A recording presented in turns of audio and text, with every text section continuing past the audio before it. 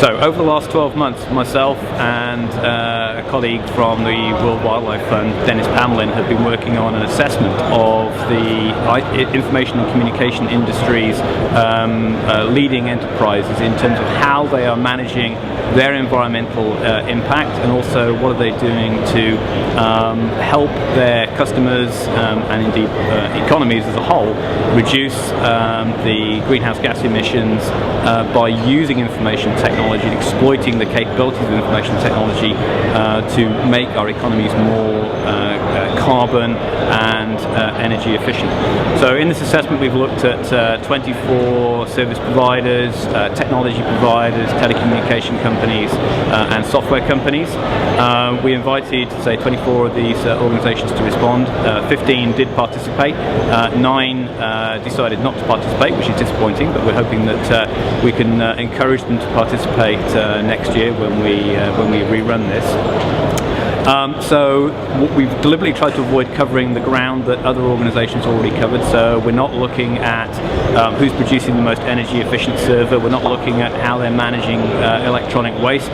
We're not looking at how they're dealing with hazardous substances. And part of the reason for that is we've created an assessment that will work universally across service providers, technology providers, telecommunications and software providers. And as I say, we're looking at really what are they doing in terms of running their own internal business, as well as what they're doing to help the external clients.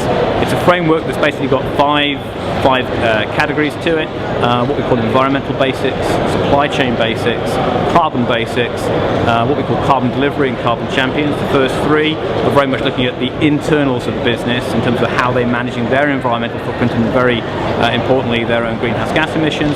And the second part, the carbon delivery and carbon champions, looks at what are they doing to help their clients, and also what are they doing to influence the regulatory framework within which a low carbon economy will operate.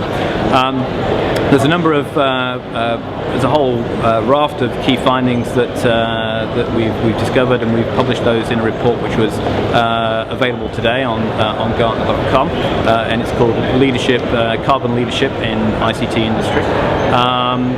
Some of the things that I think we've picked up on would be that there is a distinct lack of life cycle assessment in the industry. We think that's something the industry really needs to get a lot smarter about, needs to get a lot more mature about if it really wants to be credible and come to policymakers in the industry and talk to them about IT's beneficial effects. It also needs to very rigorously and thoroughly deal with its negative effects as well.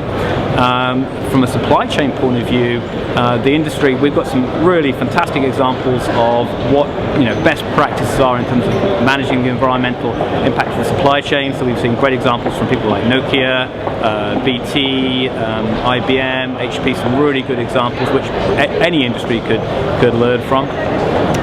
We've seen some other organisations which have perhaps more work to do in that space, particularly Cisco, Dell, Nortel, a couple of those organisations. Not bad, but certainly significant room for improvement.